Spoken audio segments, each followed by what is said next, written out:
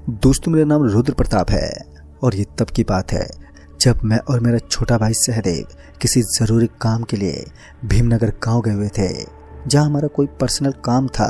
और उसके बाद जैसे ही काम ख़त्म हुआ तो हमें वहां से वापस निकलना था। नई दिल्ली से ये गांव काफ़ी ज़्यादा दूर था और हम अपने परिवार के साथ दिल्ली में रहते थे, इसलिए हमें लोहागढ़ गांव के लिए ट्रेन पकड़नी पड़ी। वहाँ से हम सीधे भीमनगर पहुँचे। हमारा काम ख़त्म हो गया था और हम दोनों को वापस निकलना ही था, तो हमने सोचा कि जब हम दोनों इतनी दूर आ ही गए हैं तो किसी जगह पर रुक जाते हैं और आराम से विश्राम करने के बाद वापस से लौट जाएंगे। और यही सोचकर मैं और मेरा छोटा भाई सहदेव वहाँ के एक होटल पर रुक गए। फिर हमें पता नहीं चला कि कब वक्त बीत गया। शाम के करीब 4:30 बजे के बाद जब हमने मोबाइल के ऐप पर ट्रेन के बारे में पता किया तो तब जाकर हमें पता चला कि कुछ देर के बाद ही ट्रेन स्टेशन पर पहुंचने वाली है। स्टेशन यहाँ से काफ़ी दूर था, तो मैं सहदेव को लेकर तुरंत ही ऑटो स्टैंड पर पहुंच गया। उसके बाद जैसे ही मैं ऑटो स्टैंड पर पहुंचा तो मुश्किल से मुझे एक ऑटो रिक्शा मिली। ऑटो रिक्शा की सहायता से हम दोनों मुश्किल से रेलवे स्टेशन पर तो पहुंच गए, लेकिन खामखा इतनी ज़्यादा मुसीबतें झेलने के बावजूद भी हम उस ट्रेन को नहीं पकड़ पाए। और उसके बाद तकरीबन 3 घंटे के बाद ही दूसरी ट्रेन स्टेशन पर आने वाली थी।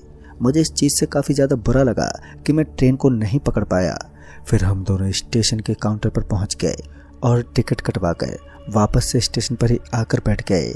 उस स्टेशन के ऊपर एक बरगद का पेड़ था जिसके नीचे बैठने के लिए एक अच्छी जगह थी। तो मैं और सहदेव हम दोनों उस पेड़ के नीचे जाकर बैठ गए, जहाँ पर हमें ठंड भी कम लग रही थी। और इसी बीच ना जाने कब मेरी आंख लग गई, लेकिन शायद सहदेव जगा हुआ था। तो करीब 1 से 1.5 घंटे के बाद जब मैं उस बेंच पर अपनी कंबल ओढ़कर सोता रहा और सहदेव फोन में लगा हुआ था, फिर मेरी आंख खुली तो मैंने देखा कि स्टेशन के ऊपर अब लोगों की भीड़ लग गई थी। मुश्किल से ही लोग अपने कदम इधर उधर रख पा रहे थे और इस समय भीड़ का होना एक लाजमी था, क्योंकि ये वो समय था जब ऑफिस में आए लोग अपने घर लौटते हैं और कुछ मजदूर लोग भी अपना काम खत्म करके रात को अपने घर के लिए निकल जाते हैं। धीरे धीरे स्टेशन अंधेरे की चादर में लिपटने लगी। हमारी ट्रेन को आने में अभी भी 1.5 घंटे का समय बचा हुआ था। हमारी ट्रेन तकरीबन 10:30 पर स्टेशन पर आने वाली थी। अभी मैं और सहदेव दोनों ही ट्रेन का वेट कर रहे थे कि तभी मेरी आंख खुल गई और ऊपर से ठंड भी पड़ गई थी, तो शरीर ठंड से कांप रहा था। जनवरी का महीना था, तो ज़्यादा ठंड का होना भी कोई बड़ी बात नहीं थी। काफ़ी मुश्किल से 1 घंटा भी बीत गया। मेरी निगाहें अभी भी ट्रेन के इंतज़ार में जुटी हुई थी। फिर थोड़ी देर फ़ोन चलाने के बाद स्टेशन पर अनाउंसमेंट हुई। यात्रीगण ध्यान दें, नरोदा एक्सप्रेस कुछ ही क्षण में प्लेटफॉर्म नंबर 1 पर आने वाली है। धन्यवाद। और इतना सुनकर ही मेरी जान में जान आ गई। अब फाइनली हमें यहाँ से निकलना ही था। मैंने अपना सारा सामान उठा लिया और मैं पूरे तरीके से तैयार था ट्रेन में बैठने के लिए। तभी सहदेव ने कहा, अरे भैया एक काम करता हूँ, मैं एक सिगरेट लेकर आता हूँ, आप ट्रेन की बोगी में चढ़ जाना। लेकिन अभी तो ट्रेन स्टेशन पर पहुंची ही नहीं थी। मैंने सहदेव को कहा, अरे एक नहीं यार, 2 लेकर आ जाना, मैं तुम्हारा वेट कर रहा हूँ, ठीक है। इतना कहकर वो वहीं पर मौजूद एक दुकान की तरफ चला गया। फिर हॉर्न बजा और ट्रेन स्टेशन पर पहुंचने लगी। फिर पता नहीं कहां से एक अधेड़ उम्र का आदमी अचानक ही बेमतलब मुझसे टकरा गया और गुस्से में आकर मैं उस आदमी को गालियां देने लगा। वो आदमी भी मेरे ऊपर भड़कने लगा। उस आदमी का हुलिया देखकर ऐसा लग रहा था मानो वो कोई तांत्रिक है या फिर कोई एक ब्राह्मण जो अभी अभी पूजा से उठकर आया है। उसने कहा, तुम्हारी गलती है, तुम देखकर नहीं चल सकते। और इतने में ही बात हाथापाई पर आ गई, इसलिए मैंने एक जोरदार थप्पड़ उसके गाल पर जड़ दिया। वो आदमी तो मुझे इस तरह देख रहा था मानो वो मेरे को जिंदा जला देगा। हम दोनों के बीच में एक अच्छी सी मुठभेड़ हो गई थी। इसी बीच वहां पर कुछ लोग पहुंच गए और उन्होंने हम दोनों को छुड़ा दिया। मुझे उस आदमी पर इतना तेज गुस्सा आया था कि मैं उसे नोच नोच कर मार दूंगा, लेकिन फिर मैं शांत हुआ और उसके बाद सहदेव के साथ ट्रेन की बोगी में चल दिया। कुछ देर के लिए माथा खराब हो गया था, इसलिए मैं थोड़ा नॉर्मल होने के लिए सिगरेट को जलाकर ट्रेन की पगडंडी पर इधर उधर घूमने लगा। मेरे अलावा उस बोगी के अंदर और भी काफ़ी यात्रीजन मौजूद थे, लेकिन उन सभी के सफ़र मेरे सफ़र से बहुत ज़्यादा छोटे थे, यानी कि उन्हें काफ़ी कम दूरी तय करनी थी।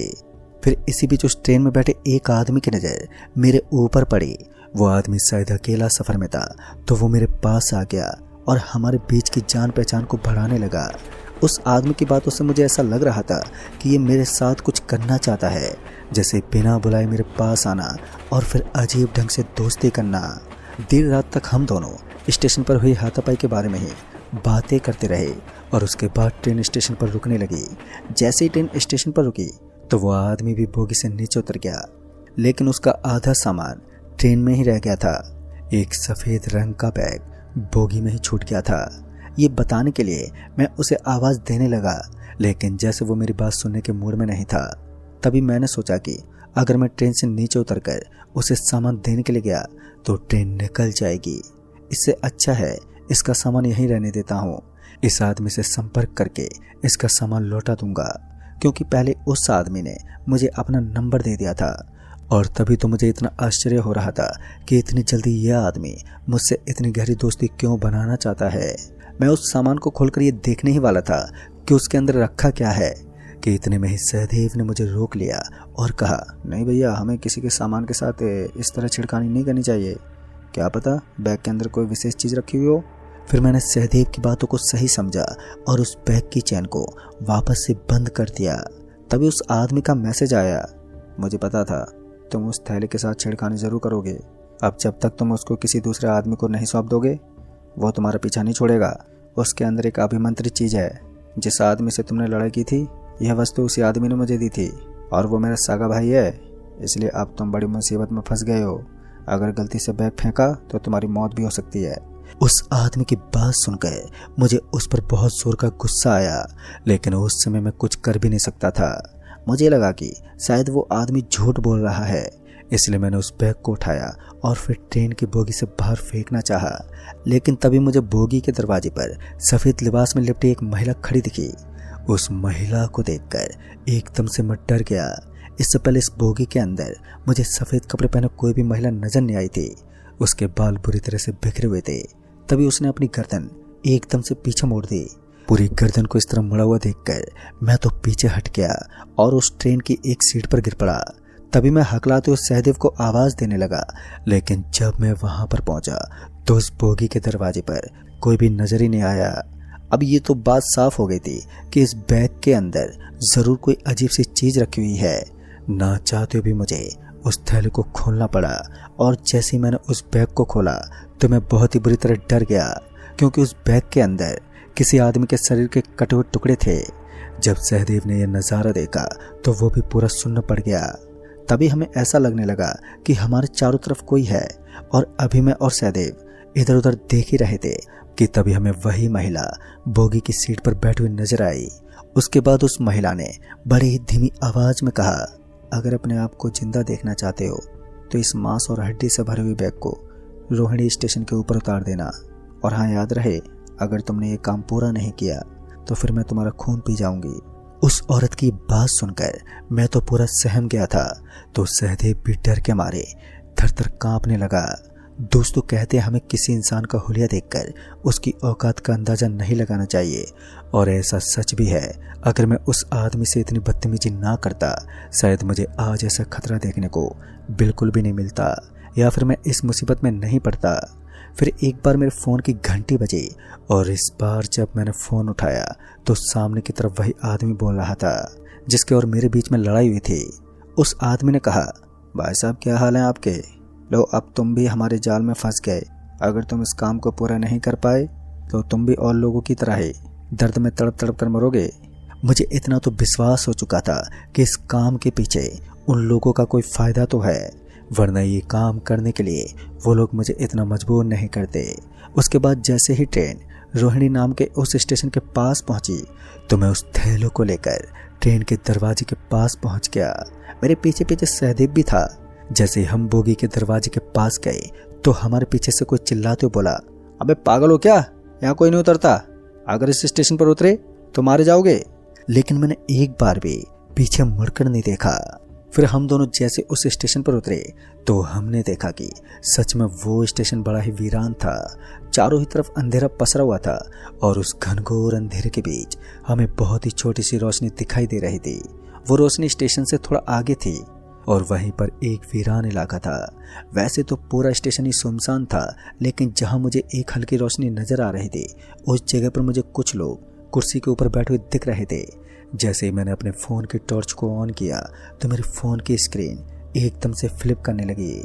ऐसा लग रहा था मानो कोई मेरे फ़ोन को चलाने की कोशिश कर रहा है। सहदेव ने तुरंत ही टॉर्च को ऑफ करने को कहा। जैसे मैंने मोबाइल की फ्लैश को ऑफ किया तो अचानक अजीब हरकतों का होना बंद हो गया।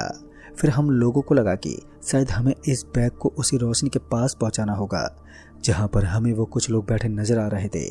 पता नहीं क्यों, लेकिन काफ़ी देर से ऐसा फील हो रहा था जैसे हमारे आजू बाजू में कोई तो है और हमारे साथ साथ टहल रहा है। हम दोनों को ही बहुत डर लग रहा था, लेकिन अपनी जान बचाने का सिर्फ यही रास्ता था। तो हम दोनों चुपचाप से उस रोशनी के पास पहुंचे जहां हमें 4 कुर्सियां और कुछ लोग दिख रहे थे। फिर जैसे हम उस रोशनी के पास पहुंचे तो हमने देखा कि वहाँ तो कोई स्कूल बना हुआ था और उस स्कूल की ऑफिस की पिछली खिड़की से हमें कुर्सियाँ दिखी थी। मैंने उस बैग को नीचे रखा और उसे दोबारा उठाने की कोशिश करने लगा तो वो बैग उठ ही नहीं रहा था। वो इतना भारी हो गया था कि मैं और सहदेव दोनों मिलकर उसे नहीं उठा पाए। फिर जब हमने उस थैले की तरफ देखा तो हमने पाया कि उस बैग को 2 हाथों ने बहुत ही कस के पकड़ रखा था। वो दोनों हाथ जमीन से उखड़े हुए थे। ये देखकर तो मेरे होश ही उड़ गए। जैसा उस आदमी ने बताया था, अगर गलती से भी किसी ने हमें उस बैग को ले जाते देख लिया तो हमें उस आदमी को भी इस बैग के साथ साथ उन लोगों को सौंपना होगा जिसे हम ये बैग डिलीवर करने वाले हैं। फिर किसी तरह मैंने उस बैग को उन भयानक हाथों से छुड़वाया और फिर मैं और सहदेव अपनी जान पर खेलकर उस स्कूल के ऑफिस के पास गए। जैसे हम उस स्कूल के भीतर तक पहुंचे तो हमने देखा कि अब स्कूल का स्थान बदल गया था और किसी मोहल्ले में परिवर्तित हो गया। यानी कि स्कूल तो छोटा सा था और उस स्कूल को खत्म होते ही हमें उस ऑफिस का दरवाजा नहीं बल्कि एक मोहल्ला दिखने लगा। पता नहीं उस स्कूल का गेट किधर था, सिर्फ ऑफिस की पीछे वाली खिड़की ही नजर आ रही थी। फिर अचानक ही मेरे फ़ोन की घंटी बजने लगी और जब मैंने फ़ोन की ओर देखा तो इस बार भी उसी आदमी का कॉल था जिसने हमें इतनी बड़ी मुसीबत में डाला था। फिर उस आदमी ने कहा, तुम्हारे आजू बाजू में सफ़ेद कपड़ों की एक महिला घूम रही है, याद रहे यहाँ पहुँचने के बाद उसे देखना नहीं है। अगर गलती से भी तुमने 5 सेकंड के लिए उसकी तरफ देख लिया तो वो महिला तुम दोनों का खून पी लेगी। उस आदमी के बताने से ऐसा लग रहा था मानो ये महिला उसी के काबू से चलती है और यहाँ पर आने के बाद वो आदमी अपना कंट्रोल खोने लगता है। फिर हम उस बैग को लेकर धीरे धीरे उस मोहल्ले के अंदर की गहराइयों तक जाने लगे और फिर हम दोनों एक ऐसी जगह पर पहुंचे जो सच में एक नॉर्मल इंसान की सोच से परे थी। वो एक मंदिर था और उस मंदिर के ऊपर किसी भूत की प्रतिमा बनी हुई थी। मुझे ये विश्वास हो गया था कि ये मांस इसी भूत की प्रतिमा के ऊपर चढ़ाई जाने वाली है। मैंने उस आदमी से बहुत हाथ जोड़े और उसके सामने गिड़गिड़ाने लगा, लेकिन वो मुझे भयंकर सजा देने पर तुला हुआ था। हम दोनों अपनी मौत को दावत देने के लिए उस मंदिर में चले गए। जैसे मैंने अपना पहला कदम उस मंदिर में रखा तो वहां का सन्नाटा अब अपने जोरों पर था। ऐसा लग रहा था मानो अब तूफान के पहले की शांति है। मंदिर के अंदर लकड़ी जलने की आवाज आ रही थी। फोन अभी भी चालू ही था और लाइन पर होने के कारण वो सारी बातें हमें एक एक करके बता रहा था। और उस आदमी ने कहा, अब तुम दोनों में से एक को मरना होगा, क्योंकि यहाँ प्रवेश करना तो बहुत ही आसान है, लेकिन 2 जनों के लिए एक साथ इस मोहल्ले से बाहर निकलना लगभग नामुमकिन है। मैं उस आदमी पर चीखने लगा और उस आदमी को फ़ोन पर ही गाली गलौज करने लगा। इसी बीच में भूल गया कि वो आदमी हमारी आखिरी उम्मीद है यहाँ से बचकर निकलने के लिए। और फिर उस आदमी ने फ़ोन काटकर स्विच ऑफ कर दिया। मेरे हाथ में मौजूद उस थैले को अचानक ही कुछ कीड़े काटने लगे और उन ढेर सारे कीड़ों ने मेरे हाथ को भी खोखला कर दिया था। ये सिर्फ 1 सेकंड में हुआ, जिसका मुझे अंदाजा भी नहीं था। मेरे हाथ से मांस बाहर निकल गया था। ये पहली बार था जब मैं कुछ अजीब से कीड़े देख रहा था जो बहुत ही खतरनाक थे और इंसान को खोखला कर सकते थे। मैं और सहदेव पीछे हट गए। जब सहदेव ने मेरे हाथ से खून टपकता हुआ देखा तो वो भागते उस मंदिर से बाहर निकल गया। लेकिन जैसे वो बाहर गया तो उसने देखा कि कुछ लोग रोबोट की तरह अपनी गर्दन को नीचे झुकाकर इधर उधर घूम रहे थे। डरा देने वाली बात तो ये थी कि उन सभी की गर्दन नीचे की तरफ मुड़ी हुई थी और वो उसी महिला की तरह दिख रहे थे जो हमें ट्रेन के अंदर नजर आए थे। उस मंदिर के अंदर हमें अजीब सी आवाजें आने लगी। वो आवाजें कुछ इस तरह की थी, तुमने इस थैले को इसकी सही जगह तक नहीं पहुंचाया, अब इसके बदले तुम्हें मौत मिलेगी। ये उसी महिला या यूं कहें कि उसी डैन की आवाज थी। मेरे और सहदेव के पास अब सिर्फ यहाँ से भागने का रास्ता बचा था। तो हम दोनों उस मंदिर से धूम दबाकर भागने लगे। उस मोहल्ले को पार करते करते हमारे पसीने छूट गए। हमने बहुत ही मशक्कत की, लेकिन हम दोनों लोग उस मोहल्ले को पार नहीं कर पाए। जहाँ से हम भागना शुरू करते थे वापस से उसी जगह पर आकर थम जाते, जो हमें बहुत ही ज़्यादा इरिटेट कर रहा था। और उस मोहल्ले का ऐसा कोई स्थान ही नहीं था जहाँ हम सुरक्षित रह सकें। लेकिन जितनी देर हम दोनों भागते रहे, इतनी देर तक वो महिला हमें कहीं भी नजर ही नहीं आई। उसके बाद अब हम दोनों बहुत ही बुरी तरह थक गए थे, इसलिए मैं और सहदेव दोनों ही उस मंदिर के पास मौजूद एक पेड़ के नीचे जाकर बैठ गए। अब हमारे अंदर की हिम्मत टूट चुकी थी। मैं तो इतनी बुरी तरह से फंस गया था कि मैं उस पेड़ के नीचे बैठकर रोने लगा था। तभी मुझे एक आवाज़ आई, विलाप करने से कुछ नहीं होगा। अगर यहाँ से जिंदा बचकर निकलना है तो कुछ नुस्खों को अपनाना पड़ेगा। पूरी गारंटी तो नहीं है कि तुम दोनों यहाँ से निकल जाओगे, लेकिन अगर 1.5 घंटे से पहले अगर तुम इस मोहल्ले से नहीं निकले तो जलकर भस्म हो जाओगे। मैंने पलटते हुए पीछे देखा तो मैंने पाया कि उस पेड़ के नीचे सफ़ेद चादर ओढ़े एक आदमी लेटा हुआ था। शायद उस आदमी ने ठंड की वजह से उस चादर को ओढ़ रखा था। तभी उस आदमी ने बताया कि उसे भी इसी तरह से इस जगह भेजा गया था। जिस आदमी ने हमें भेजा है उसी प्रकार उसे भी धोखे से वो सामान दिया गया था। कहते हैं उस सामान में बस मांस की हड्डी होती है और उस मांस और हड्डी को हमें उस मंदिर के पुजारी तक पहुंचाना होता है। उस मंदिर का पुजारी एक राक्षस है। वो तांत्रिक लोग उस मंदिर के पुजारी की ही पूजा करते हैं, क्योंकि वो दोनों लोग उस राक्षस को खुश करते हैं और उसकी साधना करते हैं। और भी कुछ बातें थी जो मेरी समझ से बाहर थी, लेकिन मैं इतना समझ गया था कि यह आदमी हमारी सहायता कर सकता है। फिर मैं उस आदमी के सामने हाथ जोड़ता हुआ बोला, भाई साहब, आप हमें यहाँ से निकलने का रास्ता बता दीजिए। अगर हम 1 घंटे में यहाँ से नहीं निकल सके तो फिर हमेशा हमेशा के लिए हम यहीं पर कैद हो जाएंगे। उस आदमी ने कहा, आप लोगों ने जो मांस और हड्डियाँ भेजी थी वो तो उन कीड़ों ने चबा ली जो उस मंदिर में उस राक्षस के सेवक के रूप में रहते हैं। 1 घंटे बाद वो राक्षस अपनी पूजा से उठ जाएगा और भूख के मारे तड़पते हुए वो किसी इंसान को ढूंढने वाला है। इससे पहले आप यहाँ से निकल जाइए। फिर उस आदमी ने कहा, वैसे तो यहाँ से निकलना बहुत मुश्किल है, लेकिन कोशिश करना आपका काम है। आपको इस मोहल्ले के पीछे वाले भाग में जाना है जहाँ आपको कूड़ा कचरा मिलेगा। वहीं से एक बस निकलेगी जिसका समय 1:34 का होगा। फिर जब मैंने इस समय टाइम देखा तो रात के 1:02 हो रहे थे, यानी कि वो बस जल्दी उस बस स्टैंड पर पहुंचने वाली थी। फिर उस आदमी ने कहा, अगर तुम उस बस में बैठ भी गए तो तुम्हें उस बस के रुकने का इंतज़ार नहीं करना है। जहाँ तुम लोगों को काफ़ी ज़्यादा रोशनी नजर आए वहीं पर कूद जाना, वहाँ से तुम रेलवे स्टेशन तक पहुँच जाओगे। उस आदमी की बात सुनकर मैं और सहदेव वहाँ से निकलने ही वाले थे कि उस आदमी ने कहा, याद रहे, अगर तुम ऐसा नहीं कर पाए तो तुम्हारा शरीर भी मेरी तरह बन जाएगा। फिर उस आदमी ने अपनी चादर उठाई और जब मैंने उसका शरीर देखा तो मेरा पूरा शरीर कांप उठा। दरअसल मैंने देखा कि उस आदमी का पूरा शरीर जला हुआ था और उसके शरीर के अंदर से जलने की बदबू आ रही थी। उसके बाद उस आदमी ने बताया कि वो महिला अब हमारा पीछा नहीं करेगी, क्योंकि इस मंदिर के करीब से निकलते ही वो फिर किसी का पीछा नहीं करती। फिर हम दोनों ही वहाँ से उस मोहल्ले के पीछे वाले कचरे की भाग की तरफ गए तो वहाँ नालों का पानी भरा हुआ था। मुझे लग रहा था कि शायद वो आदमी झूठ बोल रहा था, क्योंकि यहाँ तो एक छोटा सा स्टैंड था। दिखने में ऐसा लग रहा था मानो यह कोई बैठने की जगह हो। लेकिन कुछ देर के बाद इंतजार करते ही वहाँ पर एक बस पहुँच गई। उस बस के अंदर ड्राइवर, कंडक्टर और 3-4 जने और बैठे थे। जब हम बस में चढ़े तो उस बस में एक अजीब सी खामोशी बनी हुई थी। हम दोनों भी सबसे फर्स्ट वाली सीट पर बैठ गए।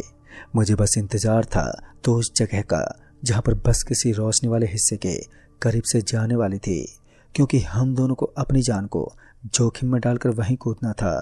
फिर थोड़ी देर के बाद ही वो बस एक पुल को पार करते हुए उसके नीचे से गुजरने लगी और फिर उसी समय मेरी नज़र पुल के करीब दिखने वाली एक बहुत ही तेज रोशनी के अंदर गई। तभी मैंने सहदेव का हाथ कसकर पकड़ लिया और उसे अपनी ओर खींचने लगा। पता नहीं क्यों, लेकिन वहां पर पहुंचते ही बस की रफ्तार में अचानक ही बढ़ोतरी हो गई। बस की रफ्तार को इस तरह बढ़ता देख मेरे दिल की धड़कनें तेज हो रही थी, लेकिन ये तो वही जगह थी जहां हमें कूदना था। इसके आगे तो मुझे एक काला काला बड़ा सा दरवाजा दिख रहा था। उस आदमी ने बताया था कि हमें उस रोशनी से तनिक भी आगे नहीं जाना है। अगर हम उस रोशनी से आगे चले गए तो फिर हम हमेशा हमेशा के लिए प्रेतलोक में कैद हो जाएंगे। थोड़ी सी हिम्मत जुटाई और सहदेव को पकड़कर तुरंत ही मैं बस से छलांग लगाने लगा। उस बस में बैठे सभी मुसाफिर एकदम से खड़े हो गए और अब उनके चेहरे बदलने लगे। वो हमें रोकने की कोशिश ही कर रहे थे, लेकिन इससे पहले हम दोनों बस से नीचे कूद गए।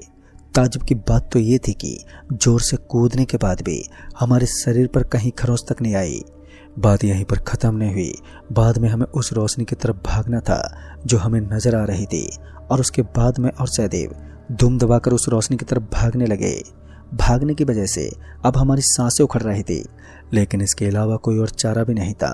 किसी तरह हम दोनों उस रोशनी के बहुत अंदर तक चले गए और फिर अचानक ही मेरे सर में जोर से लगी, और जब हमने दोबारा अपनी आंखें खोली तो हमने पाया कि हम उस स्कूल के ऑफिस के पीछे खड़े थे जहां से हमने उस मोहल्ले में प्रवेश किया था।